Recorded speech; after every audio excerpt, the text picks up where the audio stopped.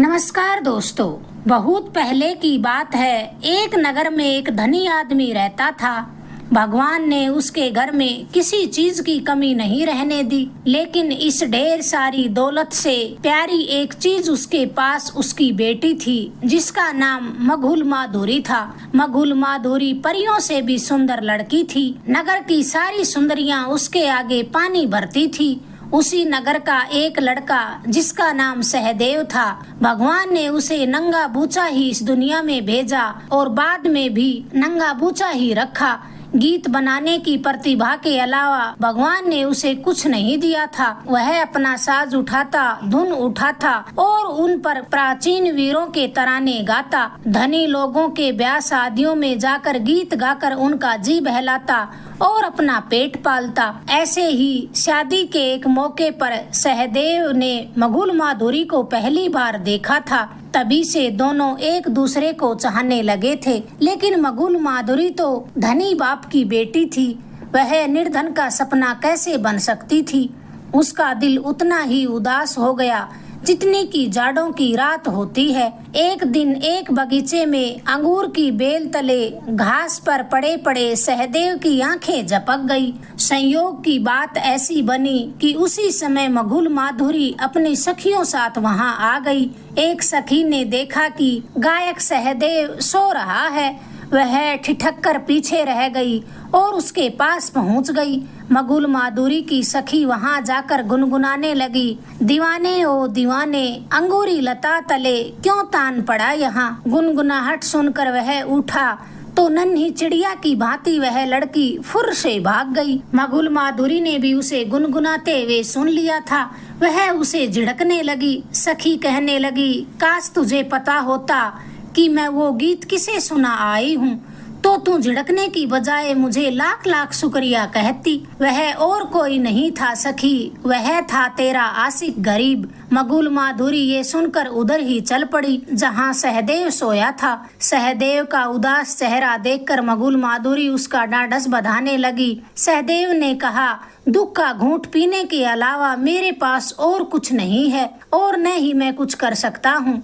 मैं तुझे जी जान से चाहता हूँ, फिर भी तू मेरी नहीं हो सकती। अपने बाप से कुछ तो बात कर। मघुल माधुरी ने कहा, बात हैसियत पर आती है, वरना बाप को क्या एतराज हो सकता है। सहदेव ने गहरी आह भरते हुए कहा, अब मैं 7 साल बाद ही धन कमाकर लौटूंगा या फिर जंगलों में विलीन हो जाऊंगा। निश्चित दिन तक तू मेरी प्रतीक्षा करना। और फिर उसके बाद सहदेव ने मघुल माधुरी द्वारा दिया हुआ सोने का तख्त वापिस मघुल माधुरी को देकर कहा, जब तक मैं वापिस आऊं तब तक तू इस तख्त के सहारे मेरी यादों को संजोकर रखना। मघुल माधुरी ने हामी भर ली और कहा, अगर निश्चित तिथि को ना आए तो मेरे बापू मुझे कहीं और ब्याह देंगे। फिर सहदेव ने अपनी माँ के पास पहुंचकर आशीर्वाद लिया। बहन का मुंह चूमा, कंधे पर थैला डाला, हाथ में दरवेशों वाली लाठी संभाली और नगर से बाहर चल पड़ा। तभी उसे घुड़सवार दिखाई दिया जिसने सहदेव को यात्रा में साथ निभाने का वादा किया। बहुत चलने के बाद दोनों एक नदी के पास पहुँचे, जो नदी उनका रास्ता काटती थी। नदी के उस पार जाने को न तो कोई पुल था और न ही नदी की धार इतनी छिछली थी जिसे पैदल पार किया जा सके। घुड़सवार ने सहदेव से कहा, पहले तुम तैरकर इसे पार करो, फिर मैं भी पीछे पीछे आता हूँ। सहदेव ने अपने कपड़े उतारकर घुड़सवार के हवाले किए और नदी पार कर गया। फिर पीछे मुड़कर देखा तो चीखता ही रह गया, हे भगवान, ये क्या हुआ। घुड़सवार उसके कपड़े लेकर नगर की ओर हवा के वेग से चला जा रहा था। घुड़सवार कपड़े लेकर सीधे सहदेव की माँ के पास पहुँचा और कहा, तेरा बेटा एक गहरी नदी में डूबकर मर गया है। ये रहे उसके कपड़े। माँ पर तो अब दुखों का पहाड़ टूट पड़ा। वह अपने बेटे के कपड़ों पर गिर पड़ी और गर्म आंसू बहाने लगी। इसके बाद वह अपने बेटे के कपड़ों को लेकर मघुल माधुरी के पास पहुँची और कहने लगी, मेरा बेटा डूब कर मर गया है, उसके ये कपड़े घुड़सवार लेकर आया है, तुझे अब विवाह करने की पूरी छूट है। इतना सुनकर मघुल माधुरी मुस्कुराने लगी और कहने लगी, आप भी कैसी बातों पर यकीन करती हो अम्मा। ये सब उस लड़के की चाल है जो मुझसे ब्याह करना चाहता है, जिसने मेरे पिता को अपनी बातों के जाल में फंसाया हुआ है, यानी घुड़सवार मुझे अपनी पत्नी बनाना चाहता है, मगर मैं पूरे 7 साल तक किसी से ब्याह नहीं करूंगी। उधर सहदेव नंगे बदन नंगे पांव एक गांव में पहुंचा। गांव के भले लोगों ने उसे कपड़े दिए, खाने को भोजन दिया। बदले में सहदेव ने उन्हें कुछ जादू भरे गीत सुनाए। इसी प्रकार वह गांव गांव गली गली नगर नगर घूमता रहा और उसका नाम फैलता गया। अंत में वह एक नगर में पहुंचा जिसका राजा संगीत का बड़ा शौकीन था। सहदेव उस नगर की एक सराय में ठहरा था। देव सुबह शाम अपना साज छेड़ता तो उसके संगीत की मीठी धुन सुनने को आसपास के लोग इकट्ठे हो जाते। राजा को जब इस बारे में मालूम हुआ तो राजा ने कुछ सिपाही सहदेव को लिवाने के लिए भेजे, तो सहदेव ने वहां जाने को साफ मना कर दिया। कहने लगा, मैं तो मुसाफिर हूँ, गाता तभी हूँ जब मेरे जी में आता है। मगर फिर भी सैनिक उसे जबरदस्ती पकड़कर राजा के पास ले गए। राजा ने सहदेव से कुछ गाने की मांग की तो सहदेव ने मगुल माधुरी की याद में एक मीठा सा गाना सुनाया। गर्वीले राजा को संगीत इतना पसंद आया कि उसने सहदेव को जबरदस्ती अपने दरबार में रख लिया। वह ऐशो आराम में इतना मशगूल हुआ कि मगुल माधुरी का ध्यान ही न रहा। इधर इंतजार की अवधि खिसकी जा रही थी। अब 7वां साल चल रहा था, मगर उसे यहाँ से विदा होने की कोई सुध नहीं थी। उसी समय एक व्यापारी अपने काफिले के साथ अपना सामान बेचने के लिए मगुल माधुरी के शहर से रवाना होने वाला था। मगुल माधुरी ने उस व्यापारी को वहीं सोने का तख्त दिया और कहा, आप जिस भी शहर में रुकें वहीं इस तख्त को सजा कर रख देना और फिर ये बात फैला देना कि जो कोई भी अपने आप को इस तख्त का मालिक साबित करेगा उसे यह तख्त ही नहीं बल्कि साथ में उसके वजन के बराबर सोना भी दिया जाएगा। अब व्यापारी जिस जगह पर पड़ाव डालता वहीं पर मगुल माधुरी द्वारा सौंपा गया काम करता, लेकिन ऐसा कोई न मिला जो सोने के तख्त का मालिक होना मंजूर करता। व्यापारी का सारा माल करीब करीब बिक चुका था। बचे हुए सामान के साथ वह उसी नगर में पहुंचा जहां सहदेव रहता था। व्यापारी ने उस नगर में भी मगुल माधुरी की शर्तों को फैला दिया। सहदेव को जब ये बात पता चली तो वह भागकर सराय में पहुंचा जहां व्यापारी रुका हुआ था। उसने सोने के तख्त को देखा और कहा, यह मेरा है, और उसने उस तख्त को अपने हाथों में दबोच लिया।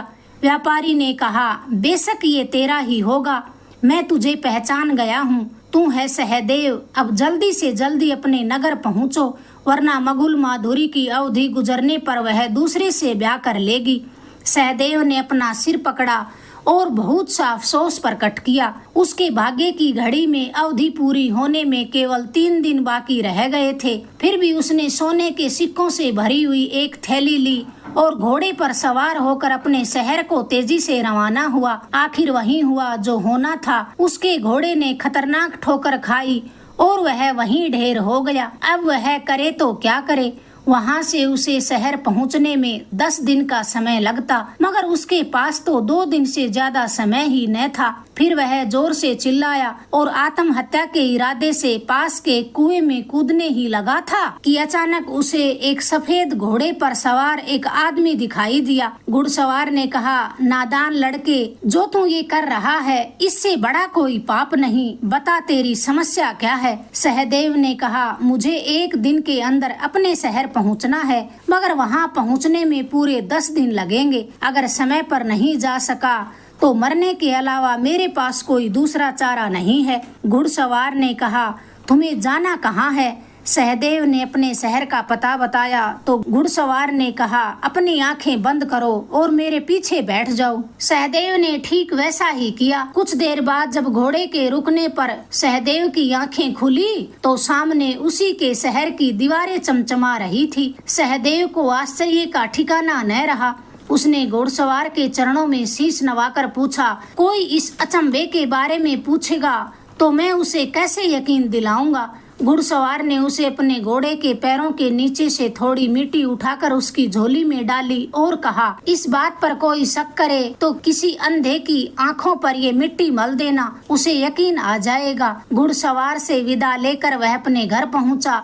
घर पहुंचकर उसने दरवाजा खटखटाया और कहा, अम्मा, मुसाफिर समझकर अपने बेटे के लिए दरवाजा खोलो। अंदर से कमजोर सी आवाज आई, बेटा, यह तो गरीब का घर है, मुसाफिरों के लिए तो अमीरों के दरवाजे खुले हैं, तुम वहीं जाओ। सहदेव ने फिर दोबारा से दरवाजा खोलने की मिन्नत की तो उसकी बहन ने माँ के मना करने के बावजूद भी दरवाजा खोल दिया। दुआ सलाम के बाद वह अपने मन में अनेक प्रश्न लिए वहीं बैठ गया और चारों ओर देखने लगा। तभी उसकी नजर मधुर आवाज देने वाले अपने साज पर पड़ी जो दीवार पर लटक रहा था। साज के ऊपर धूल की एक तह जमी हुई थी। उसने अपनी माँ को कुरेदना शुरू किया और कहा, अम्मा, यह दीवार पर क्या टंगा है? माँ ने जवाब में कहा, तू भी कैसा मीन मेखी मेहमान है, बस तू इतना ही समझ ले, तुझे यहाँ 2 रोटियाँ मिल जाएंगी। मैं 7 साल से आंसू बहा बहा कर अंधी हो गई हूँ। सहदेव ने जवाब में कहा, मैंने कहा ना, मैं तेरा ही बेटा हूँ और ये मेरी बहन है, इसीलिए तो पूछ रहा हूँ। बुढ़िया ने फिर झुंझलाकर कहा, यह साज है जो लंबे समय से यहीं टंगा हुआ है, यह मेरे बेटे का है। तभी उसकी बहन ने वह साज उतारकर सहदेव को पकड़ा दिया। सहदेव ने टूटे तारों के साज को हाथ में लेकर प्रार्थना की कि हे भगवान, यदि मैं सच्चा हूँ तो यह साज जैसी 7 साल पहले झनकार देता था, आज भी वैसी ही झनकार इसमें बज उठे। फिर उसने साज के तारों को छेड़ा तो तारों को छेड़ते ही अंधी माँ ने अपने बेटे को पहचान लिया। फिर माँ की आंखों से झरझर आंसू फूट पड़े। सहदेव ने अपने पास रखी मिट्टी में पानी मिलाकर अपनी माँ की आंखों पर लेप किया तो उसे दिखने लगा। बेटे को अपनी आंखों के सामने देखकर माँ को खुशी का पारावार न रहा। तभी सहदेव ने कहा, माँ, मैंने सुना है आज इस नगर में एक सेठ की बेटी की शादी हो रही है। मैं वहाँ का पता जानना चाहता हूँ। मैं वहीं जाकर गाना बजाना चाहता हूँ और वहाँ से जो मिलेगा उसी से मैं पहला निवाला खाना चाहता हूँ। सहदेव की बहन उसे शादी वाले घर में छोड़ आई। वह मगुल माधुरी का ही घर था और आज उसका विवाह उसी घुड़सवार से होना था जिसने नदी पार करते समय सहदेव के कपड़े उठाए थे। वह लड़का खाने पीने में व्यस्त था। मगुल माधुरी पर्दे के पीछे अपनी सखियों के साथ उदास बैठी थी। उसके एक हाथ में जहर का प्याला और दूसरे हाथ में खंजर था। उसने कसम खाई थी कि सहदेव के अलावा जिससे उसका ब्याह होगा उसके पलंग पर चढ़ने से पहले वह अपने आप को खत्म कर लेगी। एक बुजुर्ग ने सहदेव को साज लिए वहाँ खड़े देखा तो कहा, अरे भाई, शादी का घर है, कुछ गाकर तो सुनाओ। फिर सहदेव ने गाना शुरू किया। संगीत सुनकर मगुल माधुरी ने जहर के प्याले और खंजर को वहीं फेंका और भागी भागी सहदेव के पास पहुंची। वहां पहुंचकर उसकी गर्दन में उसने अपनी बाहें डाल दी। इसके बाद दोनों बेसुध होकर नीचे गिर पड़े। मगुल माधुरी का होने वाला पति खंजर ताने उन पर टूट पड़ा। तभी उस लड़के के बाप ने उसका हाथ पकड़ते हुए कहा, बेटा, याद रखना, जन्म के साथ जो कुछ भाग्य में लिख दिया जाता है उससे छुटकारा नहीं मिल सकता। कुछ पल बाद जब मगुल माधुरी को होश आया तो वह लाज के मारे लाल हो गई। अपने हाथों से उसने अपना मुंह छिपा लिया और पर्दे के पीछे ओझल हो गई। सहदेव और मगुल माधुरी का खुशी खुशी ब्याह हो गया और सब खुशी खुशी अपने घरों को चले गए। अगर आपको ये किस्सा पसंद आया प्लीज चैनल को लाइक करें, शेयर करें, सब्सक्राइब करें। धन्यवाद दोस्तों।